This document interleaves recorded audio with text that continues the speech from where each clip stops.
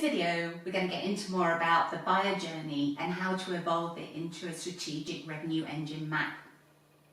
The buyer's journey is a framework that acknowledges a buyer's progression through a research and decision process, ultimately culminating in a purchase, and then for a software company into implementation. Many software organizations either don't have a buyer journey mapped out, or if they do, it's focused on themselves, not on the buyer. You can avoid that mistake by putting yourself into the mind of the buyer at every step and focus on what they need and what they're trying to achieve. Every software organization should have a buyer journey mapped out. But if you haven't reviewed yours in a while, then it's a must-do to set the groundwork for moving up market and moving into a new level of growth for your organization. When facing such an inflection point in your business, understanding your new buyer journey is critical to aligning your team. In the case of moving up market, as an example, failing to recognize that you need to update your buyer journey is commonplace. However, even those that do fail to recognize the changing customer circumstance that leads the buyer to actually making a purchase decision. We talked about the importance of the customer circumstance in building resiliency into your revenue engine already. So instead of just doubling down on what your teams are already doing to scale, gather key stakeholders from your teams, from lead to renewal, and brainstorm with them on your unique customer circumstances. It's proven by so many business failures that scaling linearly by adding more people and therefore more volume actually delivers diminishing returns. Using your customer circumstance will prevent you from making a similar mistake. It will instead enable you to correctly focus your efforts and will enable you to update your priorities accordingly so you can address the largest holes in your buyer journey. If you share this information across your teams and can help them understand the critical support that you need from them at each milestone, you'll be able to build that resiliency into your revenue engine.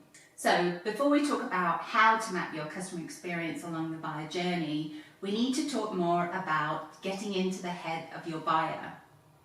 We do that by understanding some simple buyer psychology. So maybe at this point, you're beginning to understand that there are many moving parts into doing this correctly and creating the correct environment to move up market or to alter your position in your current market than maybe you first thought.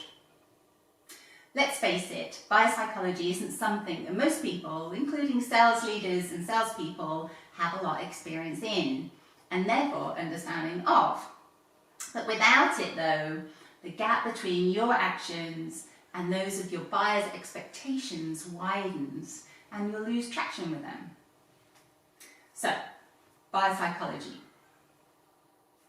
Most people, when focusing on the buyer journey, focus on buying rationale and forget about the buyer psychology. Even if you forget about it, it's still there and it will undermine your interactions and objectives with that buyer.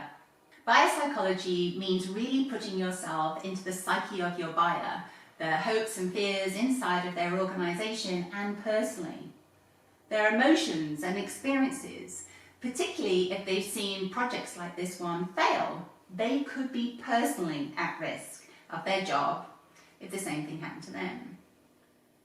Enterprise customers that you're selling to are also ecosystems of people with diverse backgrounds and attitudes.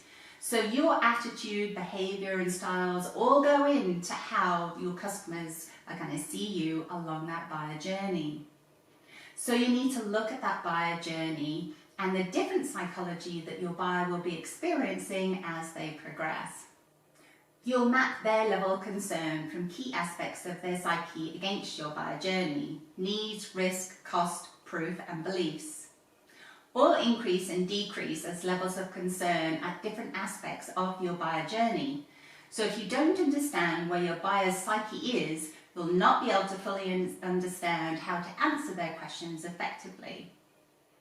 An easy way is to plot your buyer's psychology is to first break them up into 3 chunks, 3 phases if you will: needs, proof and risk.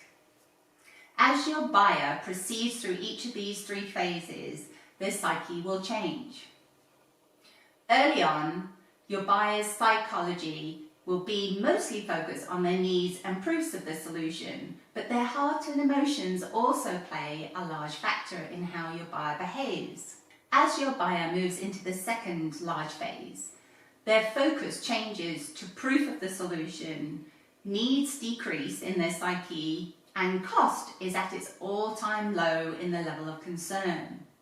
The final phase is the most difficult. This is where so many sales reps can make the mistake that leads them to lose credibility, along with the confidence of that buyer and ultimately the deal. The buyer is focused on risk.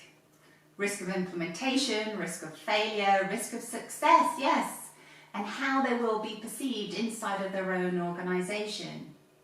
Personal risks. Are they confident? Have they had a good experience of implementations in the past?